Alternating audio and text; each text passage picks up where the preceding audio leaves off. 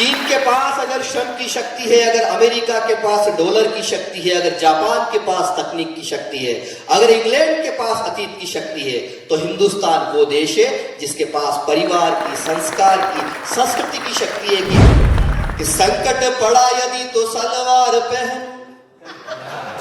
मैंने तो कई बार उनके साथ कविताएं पढ़ी, उनके सामने कविताएं पढ़ी। मेरा सौभाग्य है कि अक्सर मैं उनके शिविरों में संकट पड़ा यदि तो सलवार पहनूंगा, स्वदेशी हूँ विदेशी चबा के मार डालूंगा। अगली पंक्ति होली की मस्ती मुझ तक पहुंचा दीजिएगा। संकट पड़ा यदि तो सलवार पहनूंगा, स्वदेशी हूँ विदेशी चबा के मार डालूंगा। शत्रुओं से नित्य ही कराऊंगा कपाल भाती, एक आंख अपनी दबा के मार डालूंगा। आखिरी कवि पढ़ रहा है और ये दीपक सारे जल रहे हैं।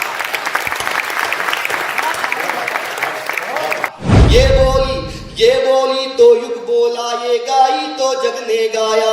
इसने ही आजादी का परचम सीमा पर लहराया। वंदे मातरम बनकर गूंजी और तिरंगा थाम लिया।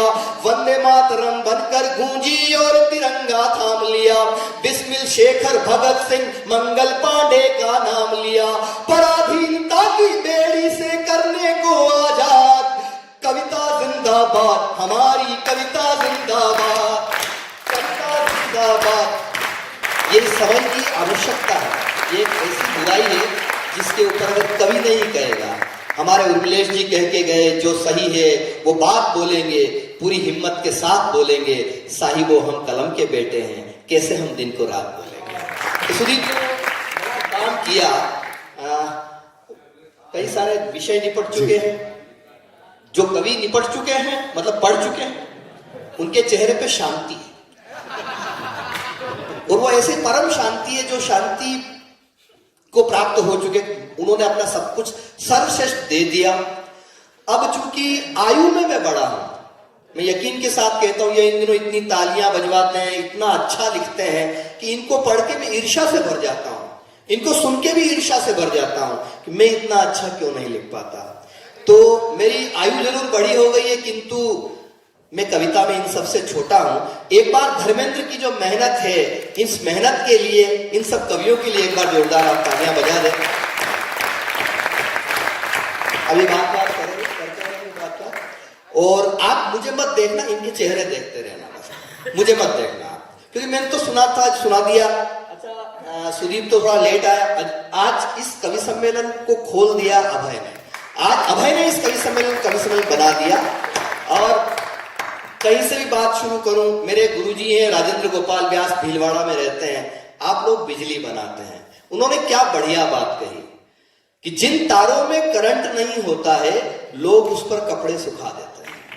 तो आज जो भी कवि आए हैं वो सारे करंट वाले कवि हैं। और वो करंट वाले कवि भेल में नहीं सुने जाएंगे तो कहां सुने जाएंगे।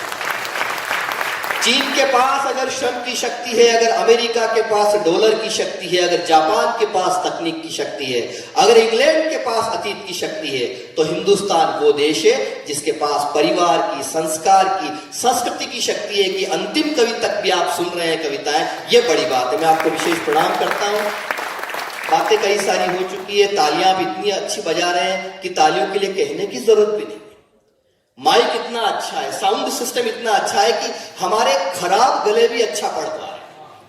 वरना हम तालियों के लिए कई बार कहते हैं कि कानों में कुंवारी के जो रहती है बालियां, बालियों से प्यारी लगे जीजा जी को सालियां, सालियां परोस लाई लड्डुओं की थालियां, थालियों की कविता बजाइएगा तालियां। कई विषय समाप्त हो चुके हैं, लेकिन फिर भी 2-3 मिनट में आपके बीच में लूंगा। ज्यादा आइए, अब तो क्या बचा है, हो चुका है, खींच रहे। चित्र हमारा खींच रहे हो, हृदय कली को सींच रहे हो, लेकिन इतना बतलाओ, ये एक आंख क्यों मीच रहे हो। ये बात नहीं थी। बात ये थी कि मैं इन कवियों का आभारी हूं कि ये पंक्ति इन्होंने नहीं पढ़ी, मेरे लिए बचा के रखी कि मैं पढ़ पा, वरना मैं क्या पढ़ता है। ये टाइमिंग की बात है। एक शमशान घाट पे लिखा हुआ था मृत्यु अटल है। एक कांग्रेसी वहां पहुंच गया, बोले अच्छा यहां भी बीजेपी। उसने नीचे लिख दिया, मृत्यु न अटल है न आडवाणी है, हमारी मृत्यु तो राहुल गांधी है। मैंने कहा किसी किसी के समझ में आया, किसी के नहीं आया। मैंने कहा नहीं, गलत बात है, किसी का नाम इस तरह से लेना नहीं चाहिए। हम बड़े लोगों के बीच में यहाँ खड़े हुए हैं, इशारों में भी काम हो जाता। सुदीप, मैंने एक ऐसी कविता लिखी है जिसमें मैं नाम नहीं लेता, बस सुनते सुनते अगर आपको पता लग जाए कि मैं किसके बारे में कह रहा हूं, तो आप अपनी तालियों से मुझे बता देना या मुझे समझा देना कि आप समझ गए। एक लक्ष्मण रेखा का पालन में करूंगा राम बाबू, बस आपको वो संभाल लेना है कि मैं किसके बारे में कह रहा हूं। पहला किरदार देखिए कि दिल्ली भी हमारी, पंजाब भी हमारा, अब धरने पे धरना लगा के मार डालूंगा। समझ मुझे पता, समझ गए अभिषेक तो बिल्कुल समझा। दिल्ली भी हमारी, पंजाब भी हमारा, अब धरने पे धरना लगा के मार डालूंगा। मुफ्त में मिलेगा पानी, बिजली, दवाई मुफ्त, भारत को श्रीलंका बना के मार डालूंगा। भारत को,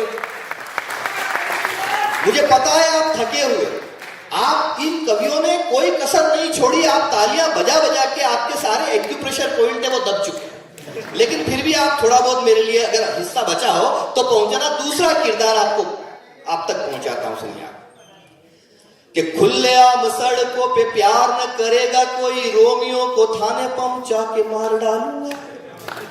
समझ गए? खुलेआम सड़कों पे प्यार न करेगा कोई, रोमियो को थाने पहुंचा के मार डालूंगा। कान खोल सुन लेना, माफिया का काल हूं मैं। अब अपनी तालियां जरा उठा देना। कान खोल सुन लेना, माफिया का काल हूं मैं, ऐसा बुलडोजर चला के मार डालूंगा। ऐसा, देखिए मैं नाम नहीं ले रहा हूं, एक अनुशासन, अनुशासन का दूसरा नाम सुदीप भोला है। मैं जानता हूं सुदीप का अपना एक अनुशासन है, और जहां बात होती है वहीं वो तारीफ करता है, प्रशंसा करता है, अन्यथा वो मौन रह जाता है, छोटी बात नहीं करता। तो मैं भी कोशिश करूंगा कि मैं उसमें हूं। अब मैं थोड़ा बैलेंस कर रहा हूं, ये हमने अपने बड़े, ये बाबा नहीं भी करे तो समझ लेना कि प्रशंसा भी कर रहा है। एक किरदार हो, थोड़ा बैलेंस कर रहा है। आजाद भैया देखिए, मैंने जो कुछ भी सीखा है आपसे सीखा है, आप बड़े भाई हैं। एक किरदार और देखिए कि संकट पड़ा यदि तो सलवार पहन। मैंने तो कई बार उनके साथ कविताएं पढ़ी, उनके सामने कविताएं पढ़ी, मेरा सौभाग्य है कि अक्सर मैं उनके शिविरों में गया हूं, लेकिन वही वाली बात है, बैलेंस करते हैं थोड़ा। संकट पड़ा यदि तो सलवार पहनूंगा, स्वदेशी हूं विदेशी चबा के मार डालूंगा। अगली पंक्ति होली की मस्ती मुझ तक पहुंचा दीजिएगा। संकट पड़ा यदि तो सलवार पहनूंगा, स्वदेशी हूं विदेशी चबा के मार डालूंगा। शत्रुओं से नित्य ही कराऊंगा कपाल भाती, एक आंख अपनी दबा के मार डालूंगा। बहुत अच्छा, क्या सीटी वीटी मत करो, इससे आपके चरित्र का पता लगता है। और एक पुरुष को देख के पुरुष सीटी बजाए, अच्छी बात है, और इस समय बजाए ये और भी अच्छी बात है। वरना रात को कल 12:30 बजे सीटी बजाओगे तो यहाँ की तो मध्य प्रदेश की, अब तो वो भी मोहन यादव जी वाली लाठी लेके आ जाएगी। एक किरदार और देखिए अब तक आपको आखिरी पंक्ति तक इंतजार करना पड़ा था। चौथी पंक्ति में किसके बारे में? जिनका आईक्यू अच्छा है वो तो पहली में समझ गए थे, लेकिन जिनका आईक्यू थोड़ा कमजोर है वो बात अच्छा उसके बारे में, ठीक है। अब ये पहली पंक्ति में आप समझ जाएंगे मैं किसके बारे में कह रहा हूं। सुनिए कि खाऊंगा न खाने दूंगा, न कहीं दबाने दूंगा। खाऊंगा न खाने दूंगा, न कहीं दबाने दूंगा, भाई और बहनों सुना के मार डालूंगा। खाऊंगा न खाने दूंगा, न कहीं दबाने दूंगा, भाइयों बहनों सुना के मार डालूंगा। और एक पंक्ति मां सरस्वती ने मेरी झोली में ऐसी डाल दी है कि उस पंक्ति को लिखने के बाद भाई धर्मेंद्र मैं 3 दिन तक महकता रहा, नशे में रहा। वो पंक्ति कौन सी आ रही है? और वो पंक्ति 22 जनवरी को सिद्ध हो गई, इसलिए मेरी ये कविता थोड़ी बहुत मेरे मन के अंदर प्रसिद्ध हो गई। सुनिए कि खाऊंगा न खाने दूंगा, न कहीं दबाने दूंगा, भाइयों व बहनों सुना के मार डालूंगा। भाइयों व बहनों सुना के मार डालूंगा, वनवास भेज दूंगा राम के विरोधियों को। अगली पंक्ति पे आपके हाथ उठ जाएं। वनवास भेज दूंगा राम के विरोधियों को, राम जी का मंदिर बना के मार डालूंगा। राम जी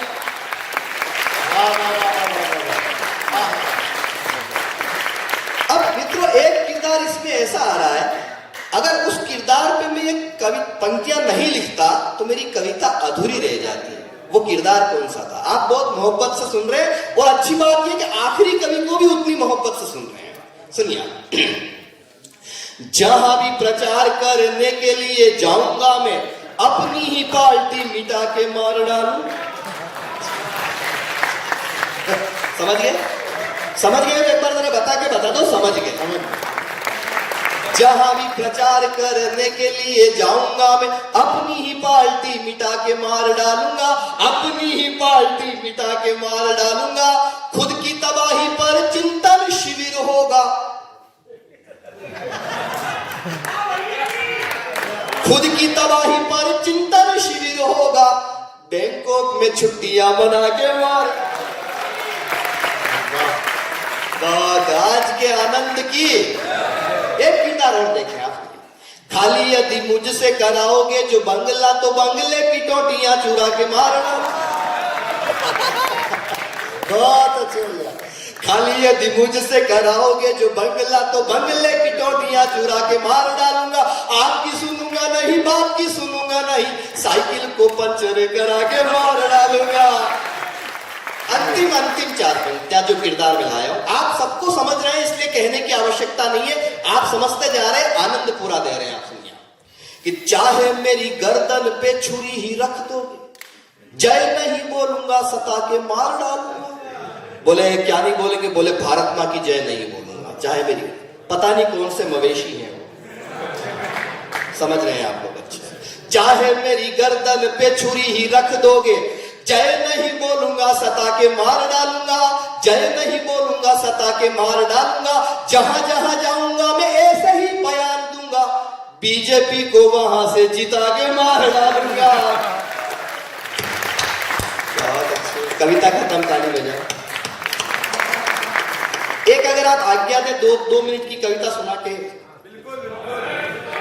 मेरा, लेकिन चूंकि 26 जनवरी का यह अवसर है, 27 इसलिए चार पंक्तियां मुझे अपनी याद आ रही है। वो चार पंक्तियां पढ़ो। हिंदू मुस्लिम गुरुद्वारा पंडित रहमान जरूरी, यही असली हिंदुस्तान।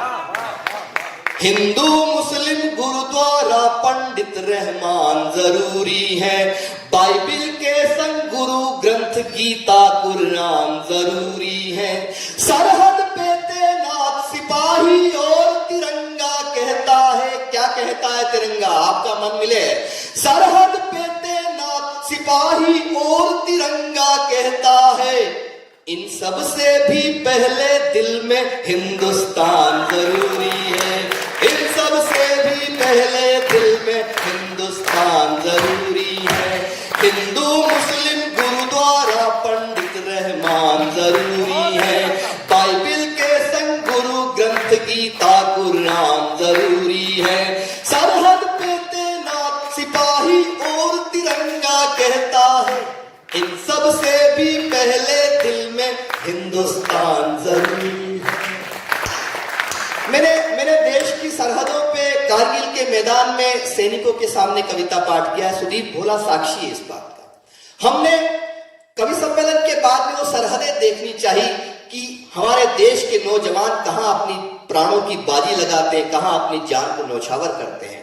भारतीय सैनिकों ने दुश्मन देश के सैनिकों के आत्मविश्वास को कमजोर करने के लिए कुछ बोर्ड लिखवा रखे हैं। मैं कविता नहीं पढ़ रहा हूं, बोर्ड सुना रहा हूं। एक बोर्ड पे लिखा हुआ था, ईश्वर हमारे दुश्मनों पर दया करे।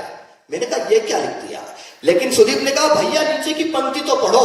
मैंने नीचे की पंक्ति पढ़ी। मैं वहां पे अपनी तालियां नहीं रोक पाया, आप यहां पे अपनी तालियां नहीं रोक पाएंगे। उस बोर्ड पे लिखा हुआ था, ईश्वर हमारे दुश्मनों पर दया करे, क्योंकि हम तो करेंगे नहीं। दूसरा बोर्ड पढ़ने जा रहा हूं, थोड़े अपने आक्रोश को, तालियों का घनत्व बढ़ा दीजिएगा, मुझे अच्छा लगेगा।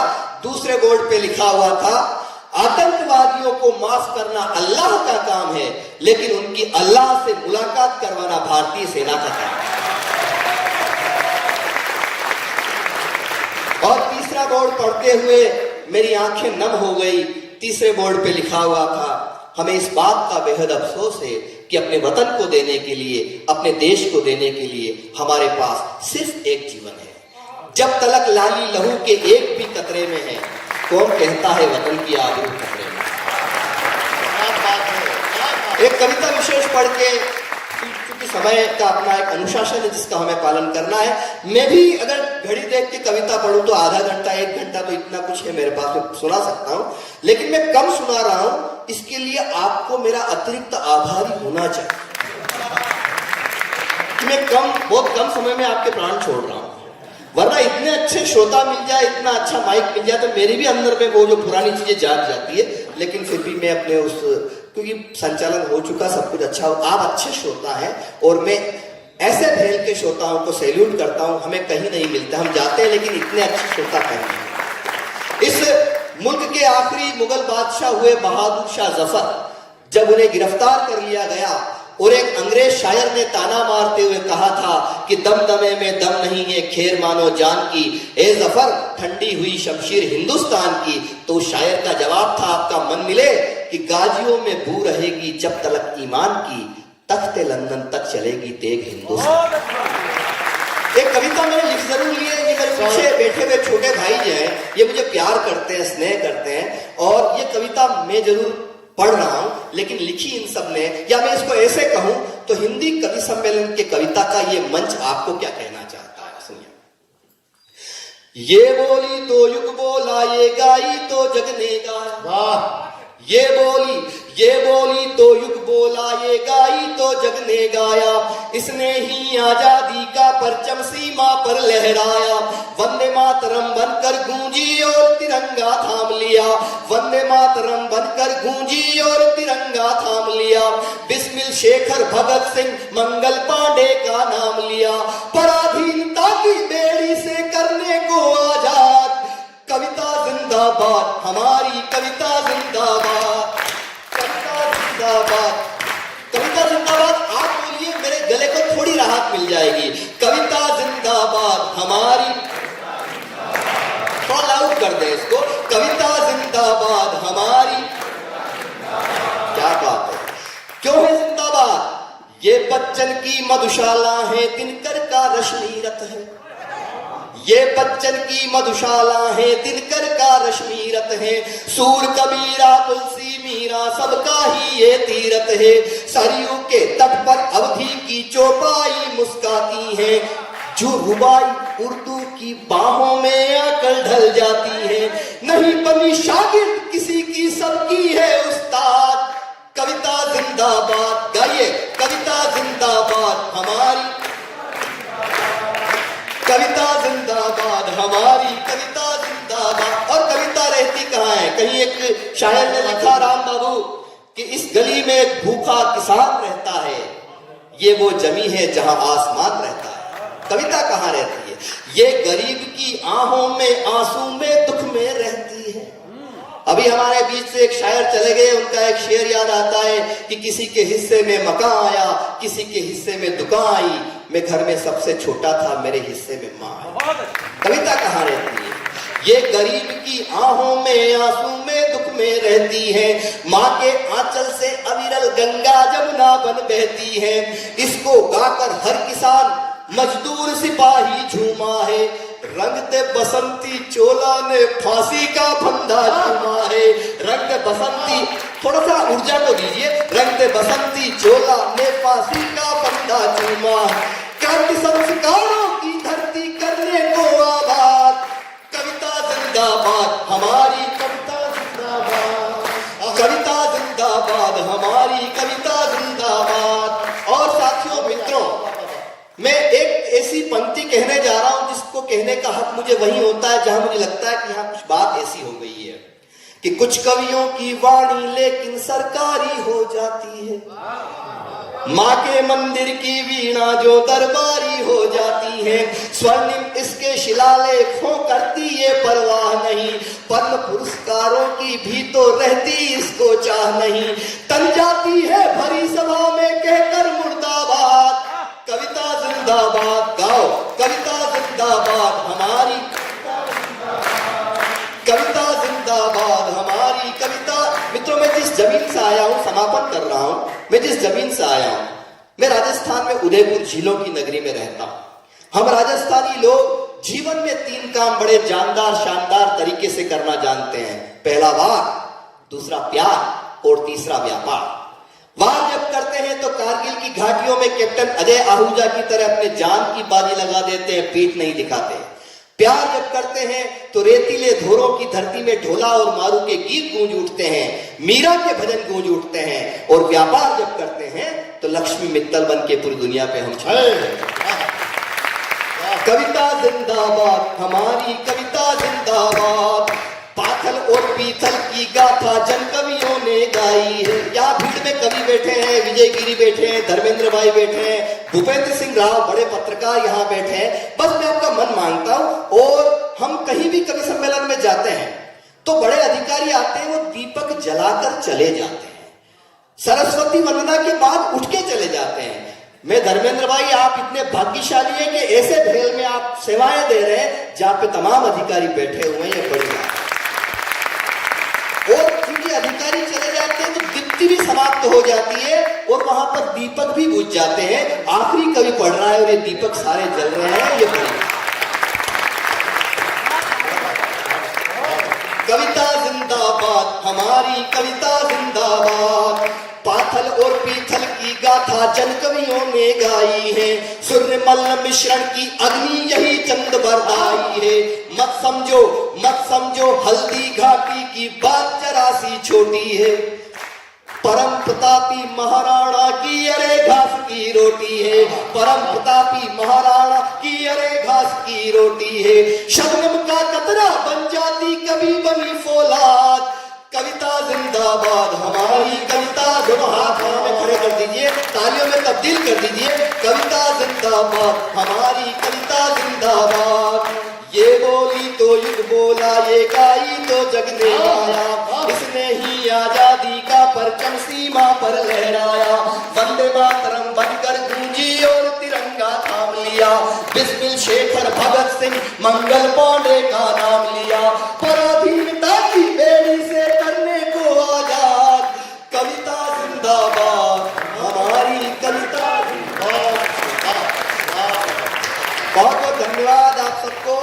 विशेष रूप से भेल के जितने बड़े अधिकारी, सिंह साहब, जितने लोग यहाँ पे हैं, आखिर समय तक रुके रहे, इसके लिए मैं उनका विशेष रूप से आभारी हूँ। गजब का वक्त गुजरा, दिल का सौदा हो गया आखिर। मोहब्बत की हवेली जिस तरह नीलाम हो जाए, उजाले अपनी यादों के हमारे साथ रहने दो, न जाने किस गली में जिंदगी की शाम हो जाए।